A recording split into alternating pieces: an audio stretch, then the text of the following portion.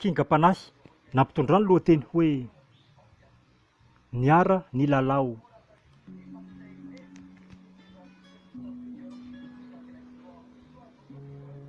Tamin'ny sika mbola niara ny lalao, anisany mba nahafinaritra tokoa lesy. Nefa tsy ho adino izay rehetra natao, tsy inona moa izy ity fa resaka baskety. Fialam-boly tena soa sy fanatanjahantena tokoa, no sady mampiboaboa fa hoe isika ilay tena nahavoa. Nataon'ny lahy fampisehoana rehetra, nefa izaho koa tia anisany be zesta. Ny fiainana moa dia azahoana fiesta, koa dia saorantsika koa ny tompo ho antsika rehetra izay mbola tsy festa. Mahatanora lalandava ny zava-bitantsika, ka aleo mba tohizana faran'izay lava sy mba atao style tetezamita. Tadiditsika tsara tamin'ireny lesy, rehefa raikitra ny lalao izay natao. Ialahy mihazakazaka sy mivezivezy, ny sasana nefa miandry pasy fotsiny amin'izao. Raikitra tokoa tamin'izany, koa nandehatra amin'ireo faintifainty.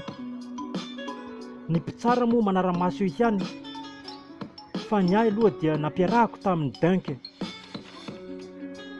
Tsaroan'ny lahy tokoa ve? Farakaraka ny nahamaro ny mpijery no nahatonga antsika tamin'ireny izay miseho matanjaka be. Indrindra moa rehefa eo mason'ireo sipakely, dia toy ny tsy mahatsiaro tena intsony fa milalao baolina irery. Ka indraindray no niteraka tsy fankazahoana samy ekipa.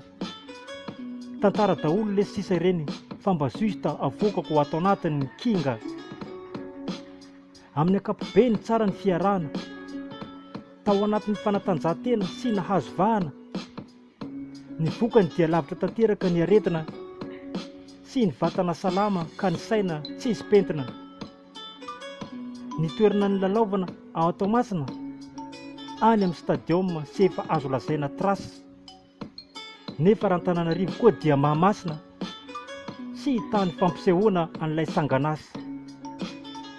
Fa Ambodimpont hôpitaly be izay no anisan'ny fiandohanay.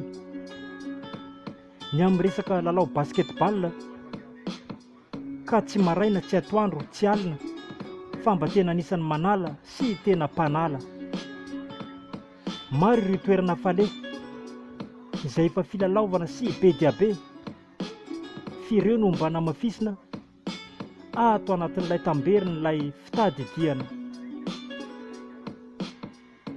Mpanoratra izaho Patrick, na hoe Kinga.